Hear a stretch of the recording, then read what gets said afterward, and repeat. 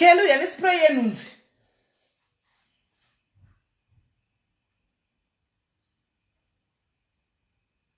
Network nasma wani anyway. Network is doing that, not that one. That one is very dangerous.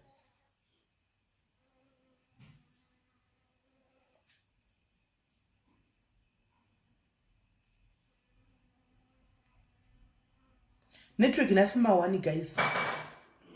Live yango kata yega network nasma wani. Network nasma wani. Amene should critique. It's your TV that is doing the same thing. It's network. Move. It keeps on freezing. It keeps on freezing. So it's network. It keeps on. I need to kill it. I need to spray it. I need to doom it. Ayi wakama iruru mudzi wenyaya wandonanga wenyi anditotaura iyoyi futi mudzi wenyaya zvanditotaura izvozvi zvitori very important izvozvi zvanditotaura izvozvi. It's very important. Handingangonangika pamudzi wenyaya zvinhu zvati zviri important chijamba hazvisi important here izvi. Hazvisi important. Zvitori important sterek zvanditotaura izvozvi.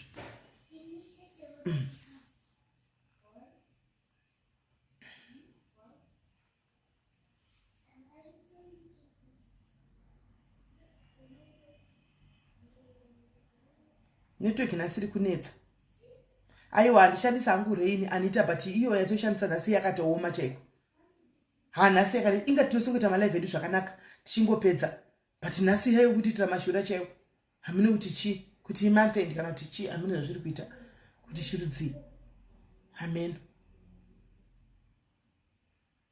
Amen.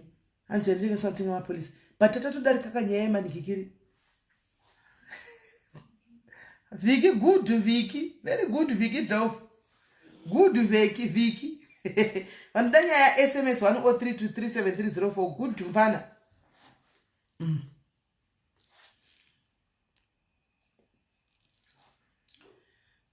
Unoita down because unobatikana nenyaya dzaunenge uchiona dzimwe dzachona unonyasona kuti vanhu vari patight sure iyi nyaya yakaoma but zvokumbatsira nazvo unenge usina hodi unotobatikana nazvo zvishuwa. Yema police tatapedza kuti munhu ngajoine police antika